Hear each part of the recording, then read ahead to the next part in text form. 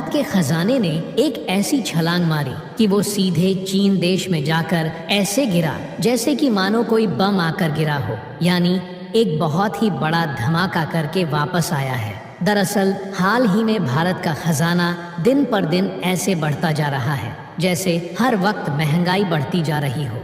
दरअसल दोस्तों, आप अपने फोन की स्क्रीन पर देखिए कि पिछले एक हफ्ते में भारत के खजाने ने इतनी जबरदस्त उछाल लगाई है कि यह दुनिया को चौंका चुका है। इनफैक्ट पिछले एक हफ्ते में भारत का खजाना करीबन 9.69 बिलियन डॉलर्स बढ़ा है, यानी कि 9.5 बिलियन डॉलर से भी ज्यादा बढ़ा है, जिस वजह से यूरोपियन देशों की आंखें फटी की फटी रह गई है। यूरोपियन देश नहीं चाहते कि भारत हमें धक्का देकर आगे बढ़े, बल्कि वो यह चाहते हैं कि हम भारत को धक्का देकर आगे बढ़े, लेकिन यह न हो सका। उल्टा भारत से आगे बढ़ने की बजाय उनका खजाना नीचे की ओर धकेलता हुआ जा रहा है। तो पूरी डेवलपमेंट क्या है, आइए इस वीडियो में समझते हैं। लेकिन उससे पहले भारत ने यूरोपियन देशों को अपनी औकात दिखानी शुरू कर दी है, तो उसके लिए इस वीडियो को एक लाइक करके चैनल को सब्सक्राइब करें और बेल आइकन को ज़रूर से ऑन रखें। यह आपके लिए छोटा सा काम है, लेकिन इससे हमारी बहुत ही बड़ी मदद हो जाती है, तो ज़रूर से करें। तो चलो शुरू करते हैं। दरअसल दोस्तों, 2022 में भारत के बारे में कहा जाने लगा कि भारत का युग तो शुरू होने से पहले ही खत्म हो गया। भारत ने जितनी धूम मचानी थी मचा ली। अब भारत का डिक्लाइन शुरू हो चुका है और बहुत ही जल्द भारत को एक नया उपनाम मिलेगा, वो है ढलते सूरज का। ऐसा क्यों कहा जा रहा था? दरअसल इसका रीजन था दुनिया भर में आई आर्थिक कोरोना काल खत्म ही हुआ था, दूसरी लहर का बस अंत ही हो रहा था और इसका बुरा प्रभाव पूरी दुनिया झेल रही थी, चाहे चीन हो, चाहे अमेरिका हो या फिर यूरोप। हर देश की इकोनॉमी डिक्लाइन होना शुरू हो गई थी।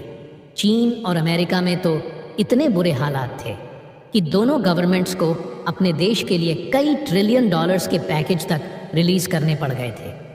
उसके बावजूद भी दोनों देशों की इकोनॉमी आज 2024 में भी खड़ी नहीं हो पाई है। वहीं यूरोप के जो बड़े ताकतवर देश थे, जैसे कि फ्रांस, जर्मनी, ब्रिटेन, इन तीनों देशों की इकोनॉमी तो नेगेटिव में थी या फिर पॉजिटिव में 11% ही थी।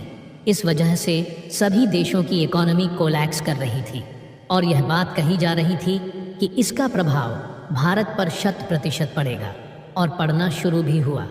दरअसल उस समय भारत का जो खजाना था, आप जानकर हैरान होंगे कि एक साल में करीबन 71 गिर गया। जी हाँ, 78 बिलियन डॉलर्स हमारा खजाना गिरा था। उस दौरान यह कितनी बड़ी रकम है। दरअसल इस धरती पर 100 से ज़्यादा ऐसे देश हैं जिनकी total economy, total GDP 70 billion भी नहीं है। और अगर आप इसमें साल 2023 के शुरुआती कुछ महीने भी जोड़ दें तो यह आंकड़ा 100 बिलियन डॉलर्स के पार चला जाएगा। जी हाँ, भारत ने कुछ ही महीनों में इतना खजाना खो दिया जितना कि दुनिया के करीबन 100 से भी ज़्यादा देशों की जीडीपी यानी कि अर्थव्यवस्था भी नहीं होती। और इसीलिए कहा जा रहा था कि भारत का अंत शुरू हो चुका है। लेकिन किसी को यह नहीं पता था कि ऐसा हो क्यों रहा है। लेकिन मैंने आपको उस समय वीडियो बनाकर खूब बताया था कि आप घबराइए मत, चिंतित मत होइए। सरकार यह पैसा जानबूझकर खर्च कर रही है ताकि दुनिया भर में जो इकोनॉमिक मंदी फैली है, इसका भारतीय अर्थव्यवस्था पर प्रभाव ना पड़े और भारत दुनिया की फास्टेस्ट ग्रोइंग इकोनॉमी बनी रहे। और उसका रिजल्ट निकला। आज तक भी भारत की इकोनॉमी पर कोई इम्पैक्ट नहीं हुआ, ना कोरोना का, ना कोरोना के बाद के हालातों का, और ना ही उसके बाद दुनिया भर में आई इकोनॉमिक मंदी का, लेकिन खजाने का। क्या यह बात आप जानते ही हैं कि किसी भी देश का खजाना उस देश की इकोनॉमिक इज्जत की तरह होता है, उस देश की गारंटी या फिर इंश्योरेंस की तरह इसे माना जाता है। दुनिया भर के इन्वेस्टर और कंपनियां उस देश के खजाने को डीप एनालाइज करते हैं, तभी उस देश में अपनी फैक्ट्रीज लगाते हैं, अपने वहाँ पर इन्वेस्टमेंट करते हैं, क्योंकि उन्हें लगता है कि इस देश का इतना तना विशाल का खजाना है।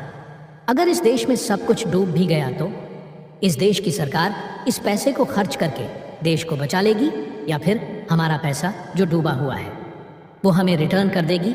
यानी कि देश का खजाना एक भरोसे की तरह होता है।